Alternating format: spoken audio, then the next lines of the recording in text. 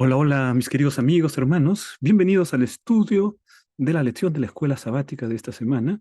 Qué privilegio poder compartir estos minutos en franco estudio de la Biblia. La lección de la escuela sabática es preciosa. Estamos en el libro de Salmos y en esta semana estudiamos una lección que lleva por título Adoración sin fin. Entonces, vamos a tener el estudio en este momento. Bienvenidos una vez más. Les pedimos que puedan suscribirse a este canal para que podamos llegar a muchas más personas, hacer sus comentarios, como hay muchos comentarios que tenemos allí. Den un like también. De esa manera nos ayudan en la difusión del estudio de la lección de la escuela sabática. Bien, vamos en este momento a otra vez trasladar la invitación que siempre hacemos, ¿no? La invitación para que puedan participar de las preguntas claves, 5 preguntas claves de la lección de escuela sabática. Estamos seguros que este es un instrumento que ayuda para consolidar el aprendizaje. Y vemos que participan unas 30 personas, nos gustaría que participen muchos más. Así que si deseas participar, entra en este QR o entra en la descripción del video, o si quieres usarla en tu escuela sabática, también ahí están las indicaciones para que puedan usarlo en la escuela sabática. Así que ahí está la invitación para poder participar de las preguntas de Kahoot. Muy bien, vamos entonces, mis hermanos, al estudio de esta semana. Adoración sin fin. Empezamos siempre con la motivación. Así que vamos a ver qué tipo de motivación podemos realizar para esta lección, Adoración sin fin. En esta parte del Motiva, estamos reflexionando acerca de las diferentes maneras como los filósofos y los científicos han llamado al ser humano a lo largo de la historia. Diferentes maneras, ¿no? Siempre se ha reflexionado acerca de qué es el hombre, una pregunta fundamental, tanto eh, para los científicos, para los filósofos, para los sociólogos, tratan de responder qué es finalmente el hombre, la definición de lo que es el ser humano. Y bueno, podemos examinar algunas de las respuestas que se han dado a lo largo de la historia, ¿no? Hay algunos que han llamado al hombre el Homo sapiens. Ah, el Homo sapiens, estos dos nombres, Homo sapiens, viene a ser el nombre científico de la especie humana, ¿no? Me gusta mucho esa definición, ¿no? Porque parece que está en línea del evolucionismo y entonces habla del hombre como un animal, pero solamente que más evolucionado, caracterizado por el uso de su razón, por su capacidad de tomar decisiones basados en su propia experiencia previa, en su memoria, en un análisis racional. Entonces dicen, el hombre fundamentalmente es un ser racional y sapiens significa sabio. Y entonces llaman al ser humano en de manera científica. El nombre científico del ser humano es el Homo sapiens, ¿no? Bueno, pero no solamente ha sido llamado como Homo sapiens, sino hubo algunas personas que también caracterizaron al ser humano de otra manera. Lo llamaron el Homo politicus. Bueno, el primero en hacer esto fue un tal Aristóteles, un filósofo de la Grecia antigua. Luego, más en la Edad Moderna, también hubieron otros como Juan Jacobo Rousseau, como Thomas Hobbes, que hablaron acerca del hombre como un ser político. ¿Qué quiere decir esto? Dice, el hombre es criado en una comunidad. El hombre no puede llegar a ser hombre si es que la sociedad humana no lo educa. Para poder desarrollar plenamente sus facultades como humano, hay que atender ese aspecto. Políticos en el sentido de la polis griega. Las polis griegas en la antigüedad eran las ciudades. Y entonces un hombre se desenvolvía en la ciudad, tenía que obedecer las leyes de la ciudad, desde pequeño era socializado por sus padres, por la educación que había, y entonces es la suma de estos factores lo que finalmente hacen al hombre un ser, un homus politicus, ¿no? Es interesante lo que estas personas dicen. Pero hay otros que también han llamado al hombre de otra manera. Algunos le llaman el homo ludens. Pastor, ¿qué significa homo ludens? Bueno, ahí habla acerca de los juegos, de la creatividad, de la fantasía. Y entonces ellos dicen, el ser humano es el único que juega en la especie y desarrolla la fantasía, desarrolla la creatividad. Entonces, por eso lo vamos a llamar Homus ludens, ¿no? Porque es un ser lúdico, tiene una personalidad lúdica, le encanta cultivar la creatividad y la fantasía, algo que no sucede con el resto de las especies, ¿no? En esa visión evolucionista. El Homo ludens, entonces, el hombre que juega, el hombre que fantasea, el hombre que imagina, el ser humano que produce placer, alegría en ciertas actividades como son los juegos, actividades lúdicas. Bueno, otro grupo de investigadores llaman al hombre el Homo economicus y analizan la parte económica. El hombre trata de hacer decisiones en el área económica, sabe que los recursos son escasos, entonces, lo que tiende a hacer es a tomar decisiones para el buen uso de aquellos recursos escasos. Las necesidades son muchas, los recursos son escasos y el ser humano siempre tiene la tendencia a poder tomar decisiones en base a esos pocos recursos. Si nosotros, por ejemplo, en nuestra familia decimos, vamos a comprar un auto de último modelo, a ver, estos carros carísimos, ¿no? Un Ferrari, un Lamborghini, pero todavía tienes que pagar las pensiones de tus hijos, tienes que hacer, seguramente no podrías. Entonces, racionalmente tú dices, no, tengo prioridades en mi casa, ¿no? Y entonces ahí hay decisiones racionales que están sustentadas en la realidad económica. Por eso hay especialistas que denominan al hombre Homo economicus. Y hay otros, ¿no? Por ejemplo, eh, quizás últimamente está saliendo algún grupo de personas que le llaman Homo videns, es decir, el hombre que ve, porque ahora el ser humano más que razonar está viendo, está atento a las imágenes, entonces ya deja de ser el Homo sapiens o el Homus ludens o el Homus politicus para ahora ser llamado el Homo videns. Bueno, cada cierto tiempo van redefiniendo los autores lo que entienden por lo que es el ser humano. Pero veamos una dimensión del ser humano que nosotros podemos ver como una realidad tangible, el hombre como un ser religioso, el hombre como un ser espiritual. A diferencia del resto de la creación, el ser humano tiene en su corazón un deseo de buscar un ser supremo, un deseo de adorar. Ese es el homus religioso. Cuando se habla del homo religioso, se habla de algo que distingue por completo al ser humano del resto de las criaturas de la creación. Solo el ser humano busca a Dios. Solo el ser humano tiene conciencia moral y tiene conciencia espiritual. Solo el ser humano siente un vacío cuando no está en la presencia de Dios. Son cosas que, sin duda, tienen que ver con el hecho de que Dios te ha creado y me ha creado a su imagen y semejanza. Necesitamos entrar en relación con Dios. Un sabio decía, nosotros nacimos de las manos de Dios y jamás estaremos completos sino hasta retornar a las manos de Dios. Es en las manos de Dios donde nosotros encontramos nuestra real prosperidad, nuestra plena realización. Mientras no estemos conectados con Dios, nuestra vida siempre será vacía, ¿no? Entonces es el homo religioso. Y la verdad es que cualquier cultura de la antigüedad sí tiene una forma de religión. El ateísmo es un fenómeno moderno. El ateísmo es contrario a la naturaleza humana. Lo que es natural para el ser humano es la búsqueda espiritual, la búsqueda de un ser supremo. No está completo, no está contento mientras no tenga esa sensación de el ser supremo.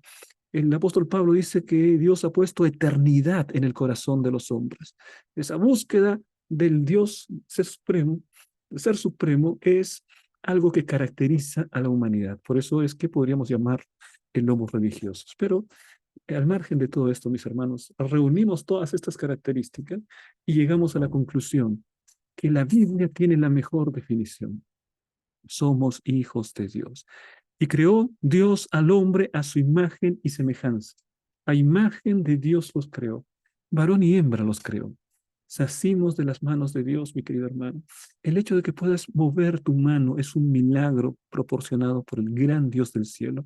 El hecho que puedas ver, el hecho que puedas escuchar, disfrutar de una música preciosa.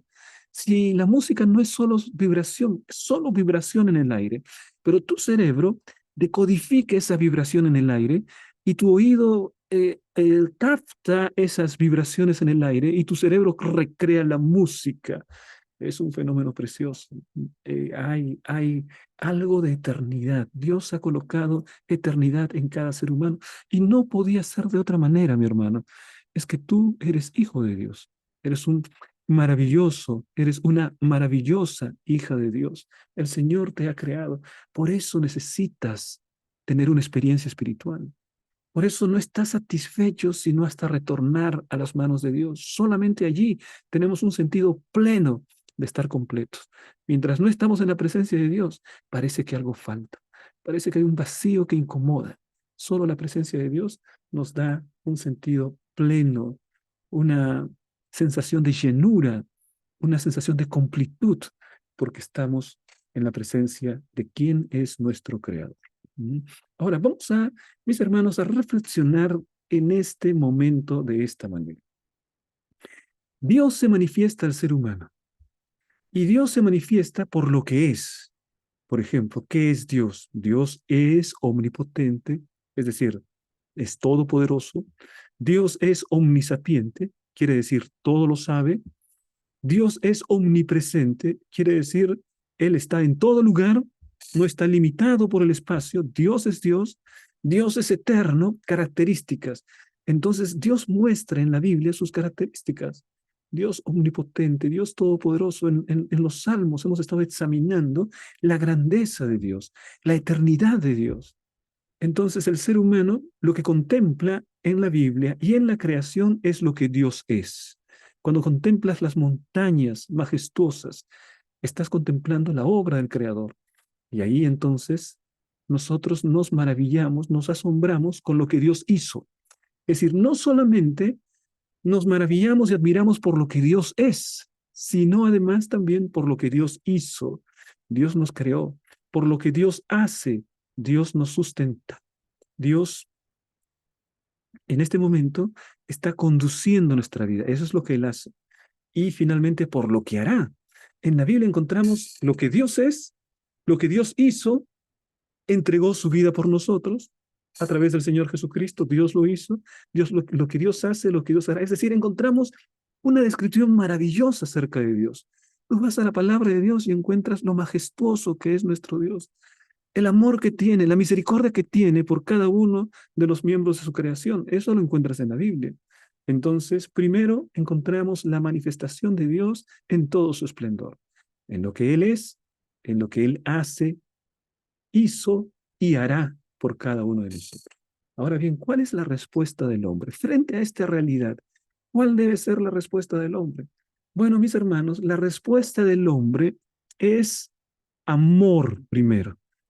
Miren ustedes lo que dice la palabra. Nosotros le amamos porque Él nos amó primero. Entonces, el ser humano lo que hace es contemplar el gran amor de Dios. Y al contemplar su amor y al conocer cada vez más al Señor Jesús, espontáneamente de su corazón surge gratitud, surge amor por nuestro Dios. Si todavía no experimentas ese amor por Dios, te animo para que puedas conocerlo en su grandeza, en su omnipotencia, en su eternidad. A medida que más y mejor conozcas al Creador, entonces más lo vas a amar. Nosotros le amamos porque Él nos amó primero. Vimos las manifestaciones poderosas de su amor y de su misericordia. Y entonces respondemos con amor y respondemos con adoración también. Es decir, la adoración es la respuesta humana frente a la grandeza de Dios. Contemplo las montañas, contemplo los océanos, contemplo los vientos, contemplo la naturaleza admirable y asombrosa, y entonces en mi interior dice, qué tremendo que es este Dios, qué grande que es este Dios, tan poderoso, me admiro. Contemplo lo que dice la palabra, lo que dice la Biblia, y encuentro allí el plan de salvación, encuentro la muerte de Cristo, y digo, qué tremendo es este Dios. No solamente es poderoso, es amoroso, no solamente es creador, está con nosotros a través de Jesucristo. Es un Dios cercano, no es un Dios motor, no es un Dios energía, es un Dios cercano, es un Dios persona. Y entonces tú respondes con amor. A un motor, tú no le, porque algunos dicen que Dios es el primer motor del universo. Dios, primera causa de todas las cosas, decía Aristóteles, ¿m? Y después también tomó Tomás de Aquino. Pero tú no puedes amar a un Dios motor, tú no puedes amar a un Dios energía, tú no amas la energía. De manera que ese concepto de Dios es equivocado. Dios es una persona y sí tú puedes amar a una persona. Ojalá, mi querido hermano, que no trates a Dios como una cosa, como una energía. A veces lo tratamos a Él, ¿no? Por ejemplo, yo necesito iluminar mi casa, necesito de luz, prendo la luz. Y cuando termino de hacer todas mis cosas, apago la luz porque ya no la necesito. Solamente cuando necesito voy a la energía eléctrica, prendo la luz, dejo de necesitarlo, entonces apago la energía eléctrica y ya está, termino todo eso, ¿no? Sabes, si alguno considera a Dios como pura energía, entonces es un Dios que tú lo usas solamente para el momento de necesidad extrema, ¿no? Lo necesitas porque hay un temblor. Y ay, Señor, ay, sí, estoy asustado. Dios, ¿dónde estás? Señor. Y solo en esos momentos buscamos a Dios por necesidad. Aquí encontramos que debe ser una respuesta plena de amor que se traduce en adoración. La adoración es la respuesta positiva, afirmativa, comprometida que el hombre hace a la manifestación del poder de Dios, de su amor y de su misericordia. Eso es la adoración. Y ahora, mis hermanos, nosotros respondemos con adoración. En el tiempo antiguo, los patriarcas respondían adorando usando los sacrificios. En nuestro tiempo que Jesús ya, el verdadero Cordero fue sacrificado, ya no hacemos sacrificios, pero todavía seguimos adorando. Al Padre se lo adora en espíritu y en verdad. Esa es la lección que hemos aprendido. Así que se responde con adoración, se responde con amor.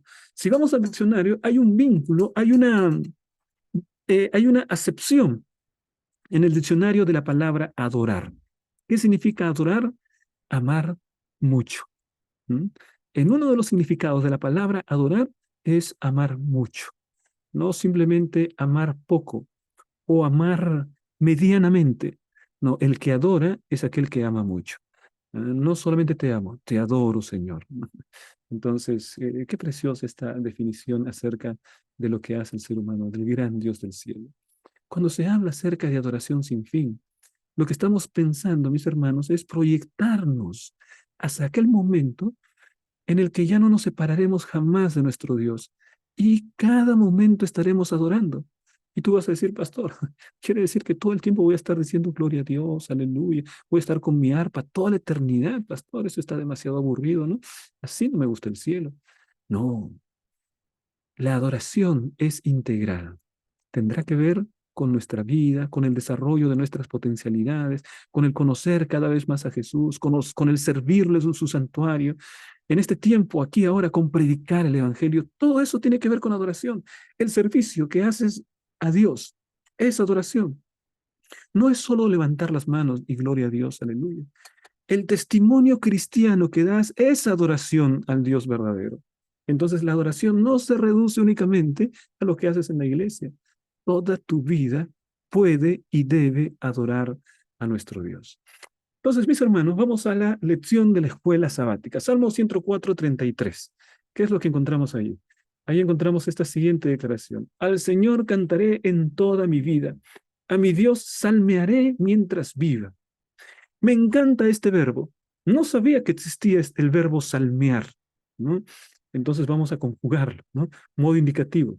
Primera persona, yo salmeo, tú salmeas, él salmea, nosotros salmeamos, vosotros salmeáis, ellos salmean. Hay un nuevo verbo aquí, el verbo salmear. Te pregunto, mi hermano, ¿estás salmeando? ¿Qué significa salmear? Salmear significa alabarle con salmos, cantarle, porque Él es bueno, porque para siempre es su misericordia. Entonces hay una respuesta a esa bondad. y hay una respuesta a esa misericordia. Y yo diré, a mi Dios salmearé mientras viva. Oh, qué preciosa promesa. Cantaba yo en el coro querido de la Iglesia del Porvenir, Voces del Alba. Un tiempo canté allí. Luego formamos nuestro querido coro de la Iglesia de Santa Isabel, Voces de Sion. ¿Cuál era el lema del coro Voces del Alba? Nuestro querido profesor Samuel Lescano, a quien lo tenemos siempre en nuestro recuerdo, él nos enseñó el lema. Y el lema era, cantaré salmos a mi Dios mientras viva. Ese era el lema del coro Voces del Alba de la Iglesia del Porvenir. Y continúa siendo, porque continúa cantando. Querido hermano, que ese lema también está en tu corazón. Que decidas cantar, salmear, cantarle salmos mientras vivas. Y ahora no solo con las palabras, sino también con nuestros actos de amor, de misericordia, de solidaridad. También de esa manera estamos alabando el nombre del Señor. Vamos a ir entonces al desarrollo de la lección. Entramos directamente a esta primera parte que nos habla, levanta las manos en el santuario. Levanta las manos en el santuario. Qué tremenda esta declaración. Está hablando en el contexto del santuario, o sea, dentro del lugar de adoración al Señor. ¿Qué es lo que nosotros debemos hacer? Qué tremendo privilegio. Sabes, querido hermano, en este mismo momento hay muchos cristianos que no pueden adorar con libertad a Dios, que no tienen un lugar para reunirse. A los cristianos nos gusta estar con cristianos. A los cristianos nos gusta compartir las alegrías de la vida cristiana con aquellos que también aman a Jesús. Eso nos gusta. Imagínate una iglesia perseguida, una iglesia en lugares del mundo donde es peligroso realmente ser un cristiano. Bueno, gracias a Dios, en los lugares como en el caso del Perú, ¿no? Todavía tenemos libertad para ir al santuario y alabar. Llegará un momento en que esa libertad se nos será quitada. Así que es el momento de aprovechar con todo nuestro corazón, ¿no? Salmo 134, 1 y 2. Mirad, bendecid a Jehová, vosotros todos los siervos de Jehová, los que en la casa de Jehová estáis por las noches. Alzad vuestras manos al santuario y bendecid a Jehová. Hay un, hay un direccionamiento en este versículo muy claro. Está hablando acerca de aquellos que están en el santuario, aquellos que están en la casa de Jehová. ¿Quiénes eran ellos? Los que servían en el santuario eran los sacerdotes. En el tiempo antiguo ellos dormían, vivían cerca, ¿no? Tenían una, una especie de rol. Había muchos sacerdotes, así que hacían un rol para servir en el santuario. Ellos pasaban allí y ese era un momento de mucha solemnidad, un gran privilegio para el sacerdote el momento de estar en el templo, ¿no? Bueno, y en nuestro tiempo, mi querido hermano, en nuestro tiempo, ¿cómo se cumple esta declaración? Bendecid vosotros todos los siervos de Jehová, los que en la casa de Jehová estáis por la noche. Pastor, yo no estoy entrando dentro de esta bendición. Pastor, aquí solamente, en esta bendición solo entran los que están dentro de la casa de Jehová. Parece que esa bendición es solo para los pastores, y ni siquiera los pastores, pues ahora pocos son los pastores que viven en el templo. Entonces, pastor, ¿estoy lejos de esa bendición? No, no, mi querido hermano, de ninguna manera. Esa bendición está para ti. Porque ahora la palabra dice que tú eres un sacerdote, mas vosotros sois real sacerdocio. Y si eres un sacerdote, eres un siervo del Señor. Y el santuario es la iglesia, es la comunidad de cristianos. Es decir, si nosotros, aun cuando estamos lejos unos de otros, pero vivimos sintonizados con Cristo, al tiempo que estás viviendo en comunión con Cristo, te unes espiritualmente a todos aquellos que están en comunión con Cristo, porque nos acercamos a Cristo y todos los cristianos nos acercamos entre nosotros. Cristo es el centro. Cuando cada cristiano va hacia el centro, la comunidad de cristianos está reunida, está unánime. Puede ser que físicamente no estén juntos, pero espiritualmente creen en el mismo Dios. Es un mismo bautismo, es una misma fe. Así que esta promesa es para ti también. ¿Ah? Para aquellos que son el real sacerdocio, todos en la iglesia ahora, en la creencia del sacerdocio universal de los creyentes, entonces somos ahora sacerdotes y esta bendición está para ti. Mira lo que dice también aquí la palabra de Dios en el 134:3. Desde Sión te bendiga Jehová, el cual ha hecho los cielos y la tierra. Qué interesante. Primero, en los primeros versículos, se dice que nosotros tenemos que bendecir a Jehová, es decir, alabar su santo nombre. Señor, sea bendito tu nombre. Señor, gracias, Señor, por las maravillas que has obrado en mi vida. Gracias. Entonces tú bendices con tu agradecimiento, con tu alabanza, con tus palabras, lo bendices. Lo precioso es que versículo 3 dice que Dios te bendiga y lo hace desde Sión también. Desde Sión te bendiga Jehová, el cual ha hecho los cielos y la tierra.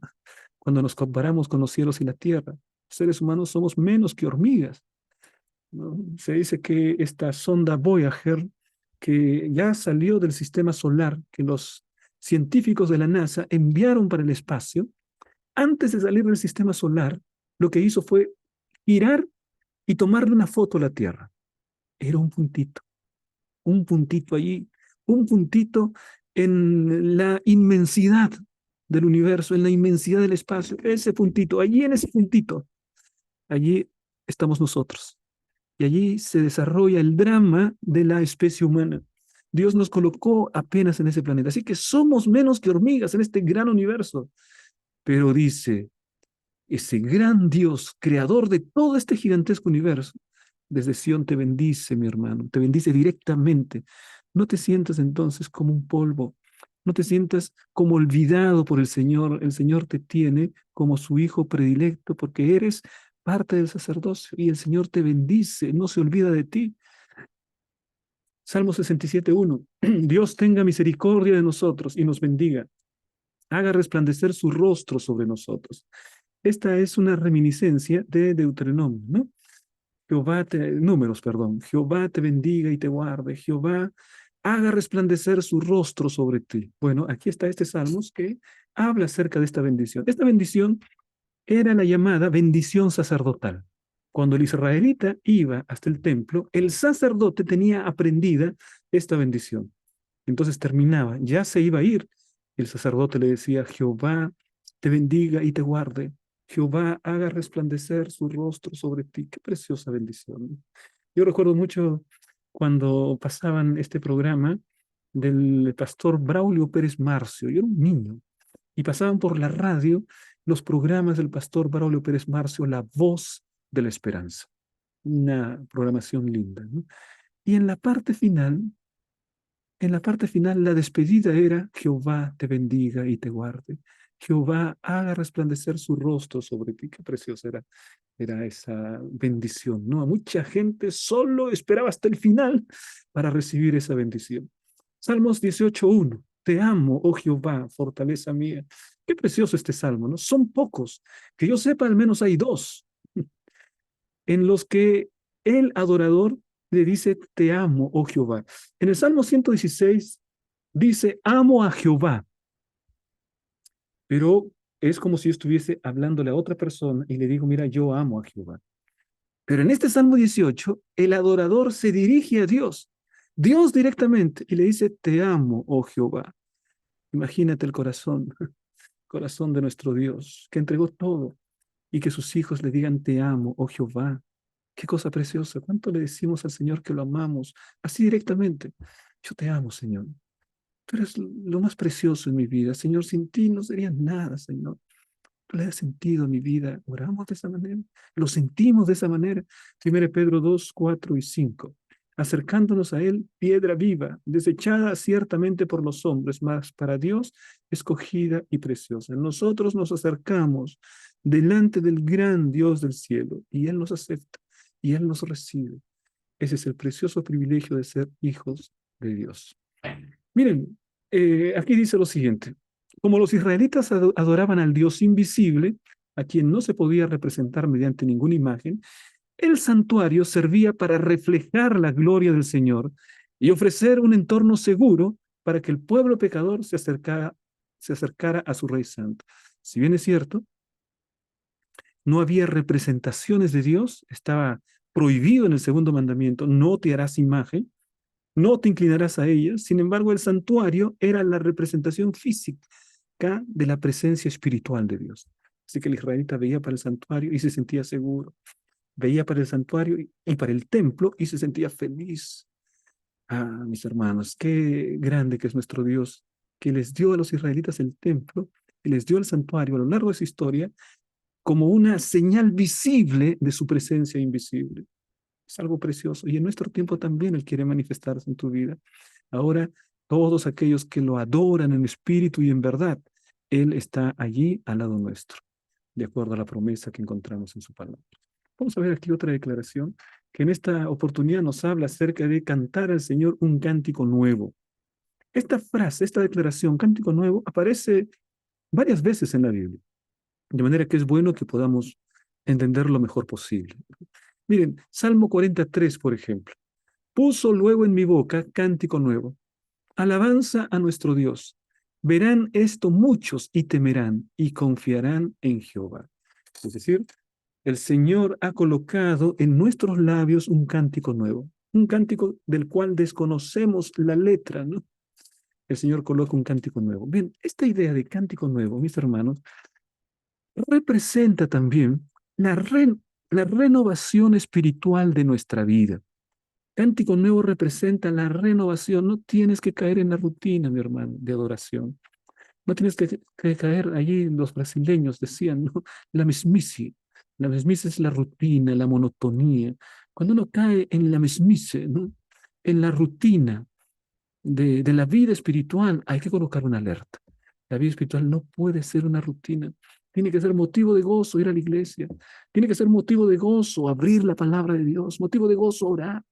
Motivo de gozo estar con otros cristianos. No podemos perder ese sentido del gozo de la vida cristiana. Entonces, como hay una permanente renovación, la palabra dice, el Señor coloca en mi boca un cántico nuevo. El significado del cántico nuevo significa la renovación de nuestra experiencia de adoración. No debemos caer en la rutina. A veces decimos las mismas palabras y decimos de la misma manera y en el mismo horario, y entonces hemos entrado en una rutina espiritual. Y ya la oración no significa nada para nosotros. La alabanza ya no significa, vamos a la iglesia y ya no sentimos ningún privilegio allí. Tenemos que reflexionar acerca de nuestro Dios, conocerlo cada vez más para que Él pueda colocar. Es Él el que coloca ese espíritu de reavivamiento, que aquí en los libros de Salmos es el cántico nuevo. ¿Mm? Así, querido hermano, cántico nuevo no significa que tienes que componer un canto. Significa que tu vida espiritual es renovada siempre y siempre es un cántico nuevo para el Señor. Mira, Salmos 33:3, cantadle cántico nuevo, hacedlo bien, tañendo con júbilo, que haya renovación, que haya alegría. Lo nuevo tiene que ver con una renovación espiritual, reavivamiento.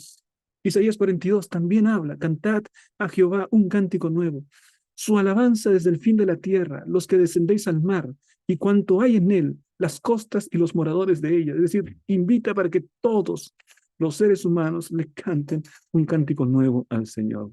Es decir, nuestra adoración tiene que renovarse cada día. Así como las misericordias de Jehová son nuevas cada mañana, las alabanzas, el corazón, la renovación espiritual tiene que ser nueva cada mañana. Dios no te va a dar siempre cada mañana cosas nuevas, una bendición nueva, un, sus misericordias son nuevas cada mañana y en cambio nuestros cantos son los mismos cada mañana. No, nuestra rutina. No, el Señor nos habla acerca de una renovación espiritual. Mira, y esto también hay en el Apocalipsis capítulo 14. Y allí ya hay una experiencia completamente eh, diferente para aquellos que son los 144,000. Mira, y cantaban un cántico nuevo delante del trono y delante de los cuatro seres vivientes y de los ancianos, es decir, los 144,000, que fundamentalmente son aquellos que aceptaron el mensaje de los tres ángeles y estarán vivos en el momento de la venida de Cristo. Entonces, ellos en el cielo están cantando el cántico nuevo. Solo ellos pasan por la tribulación y la persecución final. Solo ellos cantan ese cántico porque es un cántico que habla de su experiencia, la experiencia final que ellos tuvieron antes de entrar en la patria celestial. Como es el canto de su experiencia, nadie más lo puede cantar. Y ese es un cántico nuevo, por eso dice aquí la palabra. Nadie podía aprender el cántico, sino aquellos 144,000 que fueron redimidos de entre los de la tierra. Qué preciosa esta declaración, ¿no? Ahora, mis hermanos, dice aquí, los salmos convocan a la gente a cantar una canción nueva. ¿Qué es una canción nueva aquí? El motivo de la canción nueva es el nuevo reconocimiento de la majestad y la soberanía del Señor sobre el mundo, y la gratitud por su cuidado y su salvación como creador y juez de la tierra. Encontramos ahí entonces canción nueva, es el reconocimiento permanente, nuevo, no rutinario, no monótono, sino siempre vivo, siempre como fuese la primera vez, de adoración a nuestro Dios y de gratitud a nuestro Dios. Vamos, mis hermanos, a la siguiente declaración. Aquí encontramos, Señor, ¿quién habitará en tu santuario? Una excelente pregunta, ¿no? Tú quieres saber quién va a habitar en el santuario del Señor. Cuando el Salmo habla acerca del santuario, lo que está diciendo es, Señor, ¿quién será salvo? Señor, ¿quién estará en tu presencia finalmente allí cuando establezcas tu reino eterno? Es una pregunta crucial, ¿no? ¿Quién habitará en tu santuario? Significa, Señor, ¿quién será redimido? ¿Quién será salvo finalmente? Eso es. ¿Quién habitará en tu santuario? Y entonces vamos a ir a lo que dice el libro de Salmos, capítulo 15. Ahí está la pregunta. Jehová, ¿quién habitará en tu tabernáculo? ¿Quién morará en tu monte santo? Y allí viene la respuesta. O sea, se trata de preguntas retóricas, ¿no? Porque el salmista no pregunta porque no sabe, pregunta porque quiere llamar la atención al lector para que vea la respuesta con detenimiento, con cuidado. ¿Mm? Entonces hace la pregunta, Jehová, ¿quién habitará en tu tabernáculo? ¿Quién morará en tu monte santo? Y ahí viene la respuesta. El que anda en integridad y hace justicia y habla verdad en su corazón. Salmos 24:3 hace la misma pregunta. ¿Quién subirá al monte de Jehová? ¿Y quién estará en su lugar santo? Está hablando de quién finalmente será redimido. ¿Quién estará en la presencia de Dios para siempre, eternamente? ¿Quién es Él? Y entonces la respuesta en el libro de Salmos, capítulo 24, es el limpio de manos y puro de corazón. La limpieza de las manos significa la pureza de nuestras acciones. La pureza del corazón representa la transformación operada por el Espíritu Santo en la vida del creyente. Una transformación del corazón. Ya no es ese corazón pecaminoso, esa vieja naturaleza humana que nos hace revolcarnos en el pecado. Ya no. El Señor coloca esa naturaleza en nuestra vida, una naturaleza victoriosa. Y durante este tiempo que vivimos, hay una confrontación entre ambas naturalezas. Pero cuando Cristo venga, extirpará por completo la naturaleza pecaminosa y allí seremos transformados y en la patria celestial moraremos con el Señor. ¿Quién morará con el Señor? El limpio de manos, el puro de corazón. El que anda en integridad y hace justicia. Está abundando, ¿no? Mira, el que no calumnia con su lengua, ni hace mal a su prójimo, ni admite reproche alguno contra su vecino. Aquel a cuyos ojos el vil es menospreciado, pero honra a los que temen a Jehová. El que aún jurando en daño suyo, no por eso cambia, cumple su palabra. Quien su dinero no dio a usura, no se aprovecha de la necesidad de la gente, ni contra el inocente admitió cohecho. Corrupción, la idea del cohecho, ¿no? Tiene que ver con la corrupción. Es, por ejemplo, un juez que recibe una, in- una digamos, se colude para poder hacer una sentencia teledirigida por el dinero que recibe. Entonces, no, ese no morará, dice la palabra, ¿no? El que hace estas cosas no resbalará jamás. ¿Mm? Entonces, ¿qué es lo que encontramos aquí, mis hermanos? En primer lugar, es la pureza del corazón. O sea, el punto número uno para el cristiano es la pureza del corazón. Con la transformación del corazón, entonces viene como consecuencia el fruto del Espíritu. Primero, el Espíritu trabaja en nuestro corazón, nos transforma y como consecuencia estamos cerca de Jesús, el Espíritu transforma, el Espíritu transforma, empezamos a producir frutos de justicia. El fruto del Espíritu, ¿cuál es? Amor, gozo, paz, paciencia, benignidad, todo eso es el fruto del Espíritu. Cuando estamos con Jesús, transforma nuestro corazón y entonces produce el fruto del Espíritu. Antes de la operación, antes de la transformación operada por Jesús, solamente teníamos las obras de la carne, ¿no? Y manifiestas son las obras de la carne, una lista horrible, ¿no? De obras de la carne. Una vez que entregas tu vida a Jesús, Él empieza un trabajo a través de su Santo Espíritu y se produce el fruto del Espíritu. Hay un cambio en el corazón y eso permite, mis hermanos, que las acciones correspondan al cambio del corazón. ¿Mm? Entonces, yo no, lo que tengo que buscar no es portarme bien en primer lugar. Lo que tengo que buscar en primer lugar es la presencia de Dios en mi vida. Porque cuando Él actúa en mi vida, estoy en su presencia, cada día más soy transformado. Por la contemplación de Cristo soy transformado. Y entonces el fruto del Espíritu empieza a surgir. Y cuando hay fruto del Espíritu, ya no hay obra de la carne. Y entonces allí yo no calumnio, no admito reproche, el vil es menospreciado. eh, este es el, el que finalmente, ¿no? El que no hace estas cosas horribles es aquel que morará en el monte del Señor. En otras palabras, aquel que finalmente estará, estará salvo por la eternidad. Leamos, mis hermanos, esta declaración. La integridad del corazón es la mayor cualidad del adorador delante de Dios. El hebreo tamín, perfecto o íntegro, transmite la noción de plenitud y totalidad. Una vida íntegra está entera, intacta y sana.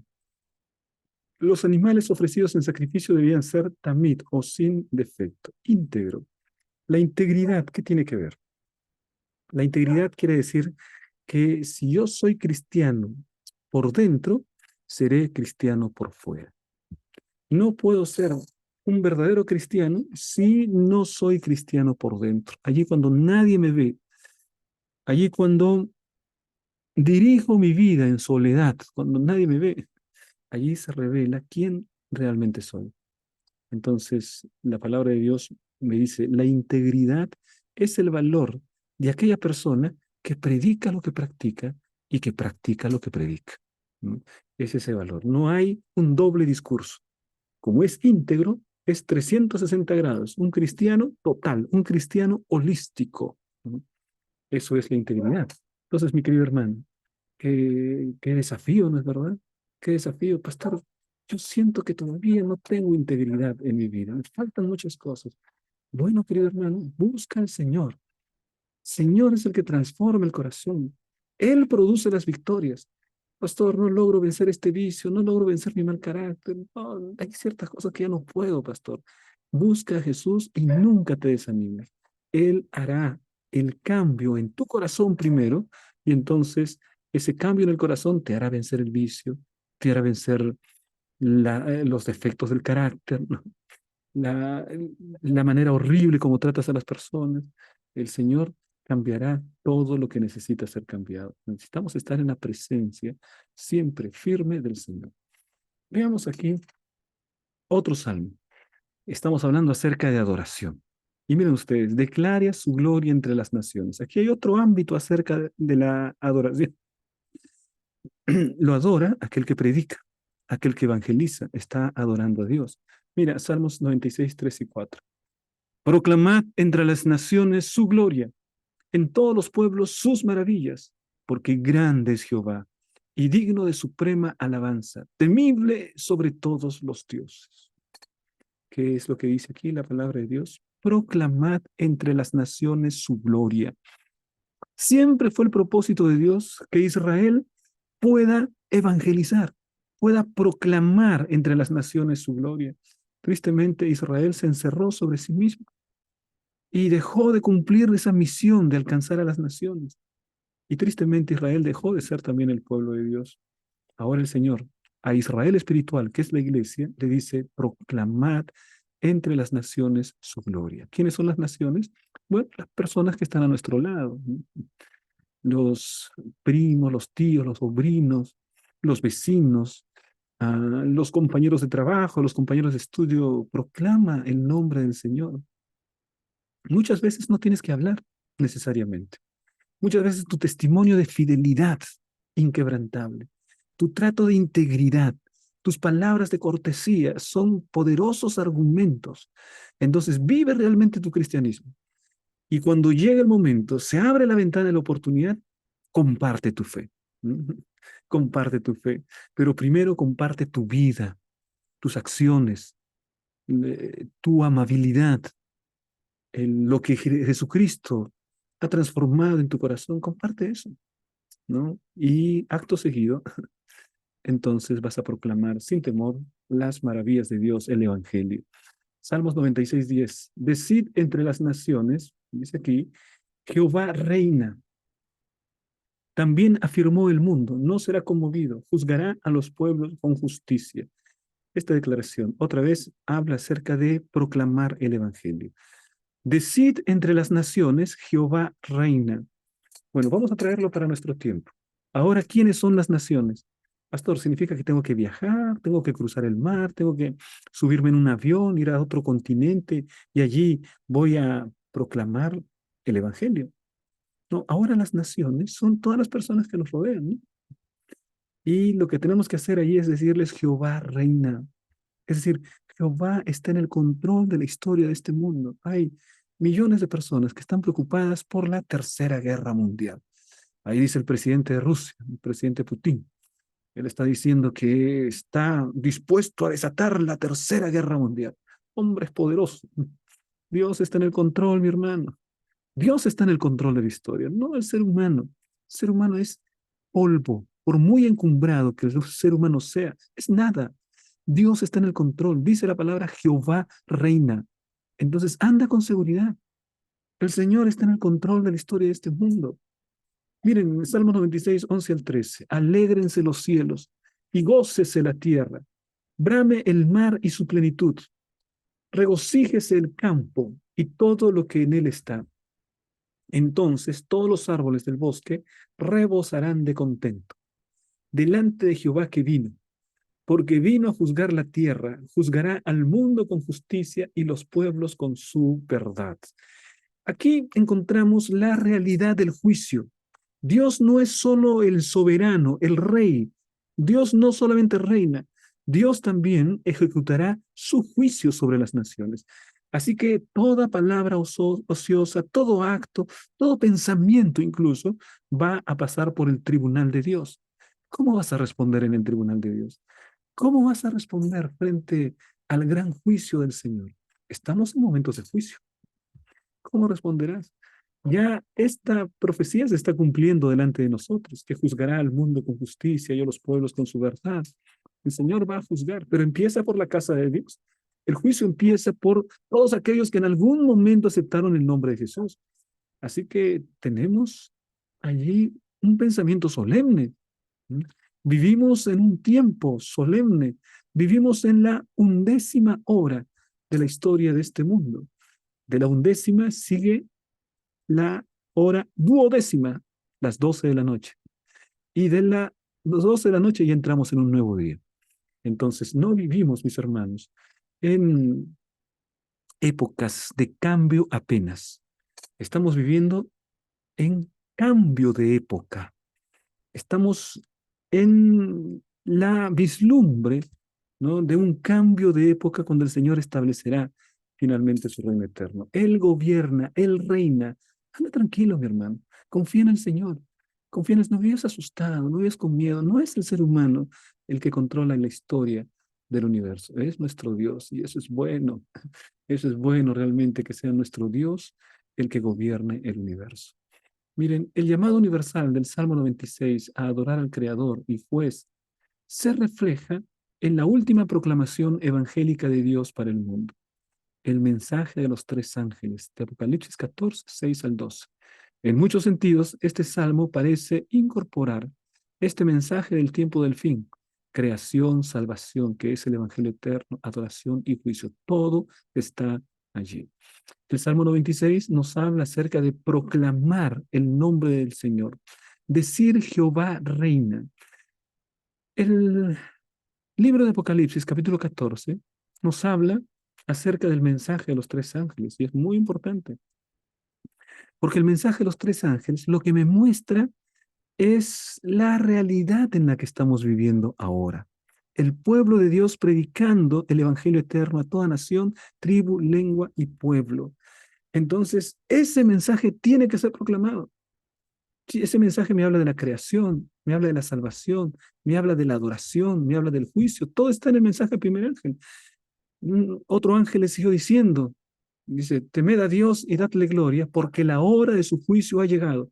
Y adorad a aquel que hizo el cielo y la tierra, el mar y las fuentes de las aguas. Así que claramente, mis hermanos, encontramos allí esta vinculación entre el Salmo 96, que me dice proclamar el nombre de Jehová, y Apocalipsis capítulo 14, 6 al 12, que resume la misión de la Iglesia Adventista del séptimo día, de proclamar el último mensaje antes de la venida de Cristo.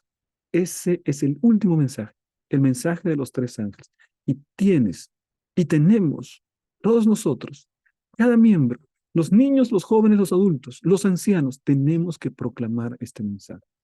Y lo primero que tenemos que hacer es brillar reflejando el carácter de Cristo. Y entonces cuando cada cristiano brilla en el lugar en el que se encuentra, se cumple la promesa maravillosa que dice, toda la tierra será llena de la gloria del Señor. ¿Cómo se cumplirá? Cuando cada cristiano en todo el mundo refleje la gloria de Jesucristo, refleje la excelencia de su carácter, se cumplirá, así será llena la tierra de la gloria del Señor. Así que esperamos, mis hermanos, el cumplimiento de esta preciosa promesa. Aquí tenemos otra declaración. Cuando Dios no se deleita en los sacrificios. Vamos a ver, parece algo raro, ¿no? ¿Se deleita o no se deleita Dios en los sacrificios? Vamos a leer Salmo 40, 6 y 7. Dice lo siguiente. Sacrificio y ofrenda no te agrada. Has abierto mis oídos. Holocausto y expiación no has demandado. Entonces dije, he aquí vengo. En el rollo del libro está escrito de mí. Aquí habla de que el sacrificio y la ofrenda no le agrada al Señor. ¿Cómo es eso? Y entonces, ¿por qué Israel daba sacrificios y daba ofrendas si no le agradaba al Señor? Tenemos que continuar leyendo. Salmos 48. El hacer tu voluntad, Dios mío, me ha agradado. Y tu ley está en medio de tu corazón. Allí está el problema, ¿no? Ahí está el problema. ¿Cuál era el problema? Había sacrificios, había ofrenda, había un ritual fastuoso, un ritual solemne, todo lindo, todo bonito, pero lo que no había era la ley de Dios en el corazón de las personas. Entonces, no había adoración genuina. Lo que existía simplemente era formalismo. Por fuera, por fuera, grandes adoradores, por fuera sacrificio y ofrenda, pero por dentro solamente tumbas blanqueadas, ¿no? Sepulcros blanqueados. Mira, ¿cuál es el tipo de adorador que el Señor busca? Juan capítulo 4, versículos 23 y 24. Dice allí lo siguiente. Mas la hora viene, y ahora es, cuando los verdaderos adoradores adorarán al Padre en espíritu y en verdad. Porque también el Padre tales adoradores busca que le adoren. Dios es espíritu, y los que le adoran en espíritu y en verdad es necesario que adoren. Dios es espíritu. ¿Qué es lo que Dios está buscando? Dios está buscando adoradores. Pero eso no es porque Dios se goce en que le estén diciendo, viva Dios, qué bueno eres, te alabo, y entonces Dios está escuchando la alabanza y se siente feliz por eso. No, no, no, no, no. El Señor conoce el corazón del ser humano y la adoración que el hombre realiza, en primer lugar, lo beneficia a él. El primer beneficiado con la adoración es el propio ser humano. No es que tú beneficies a Dios diciéndole, te amo, Señor, yo te alabo, tú eres bueno, tú eres misericordioso, sí, sí, palabras, palabras, palabras, ¿no? No, no, no, no. Es lo que hace la adoración en el corazón del ser humano.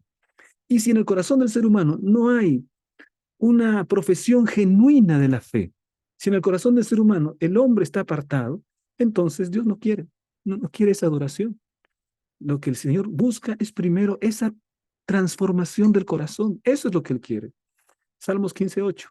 Este pueblo de labios me honra, mas su corazón está lejos de mí. ¿Te das cuenta? Está claro, ¿no es cierto? Era un pueblo que de labios, palabra bonita, ceremonia fastuosa, el sacrificio a tiempo, todos ahí participando, ¿no? Y sin embargo el corazón está lejos de mí. Dios cuando dice algo como esto, no da una opinión.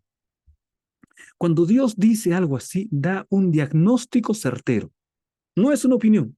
Dios conoce el corazón. Así que lo que está haciendo es un diagnóstico del pueblo en aquel tiempo, que también corresponde a un diagnóstico para nuestra vida ahora. ¿Cuál era el diagnóstico? ¿Cuál era la situación real? Este pueblo de labios me honra, mas su corazón está lejos de mí. Terrible diagnóstico. Es el mismo diagnóstico que Dios le da a la Odisea. Tú dices que eres rico. Tú dices que no tienes necesidad de ninguna cosa. Tú no necesitas nada aparentemente. Ahora el Señor viene y da su diagnóstico y le dice a la Odisea, y no sabes que eres un pobre, miserable, ciego y desnudo. Estás vacío por dentro. Eres una lata que retiñe, vacío por dentro. Mis hermanos, ¿será que esta descripción corresponde también a nuestra vida? Vivimos vacíos por dentro. No nos satisface nada de la adoración. No vivimos una vida renovada. Todo tiene que ser con palabra, palabra, ceremonia, ceremonia, y no nos satisface. Este pueblo de labios me honra, mas su corazón está lejos de mí. ¿Qué es lo que a Dios le importa? Que su corazón, mi querido hermano, que tu corazón y que mi corazón esté cerca de Él. Si mi corazón está lejos de Él, el Señor no quiere nada. No quiere adoración, no quiere nada de tu propia justicia. Pero si tú estás al lado del Señor, en su presencia, y sientes renovación, porque el primer beneficiado de la adoración es el ser humano, entonces esa es la alabanza. Allí está el verdadero adorador, aquel que lo adora en espíritu y en verdad. Dios tales adoradores busca que le adoren. No porque busca que le digan todo lo bueno que es Él, sino por lo que la adoración hace en la vida del ser humano. Al igual que los profetas, los salmistas denuncian diversos abusos en la adoración. Su principal argumento en estos versículos no es la aversión del Señor por los sacrificios y las fiestas de Israel.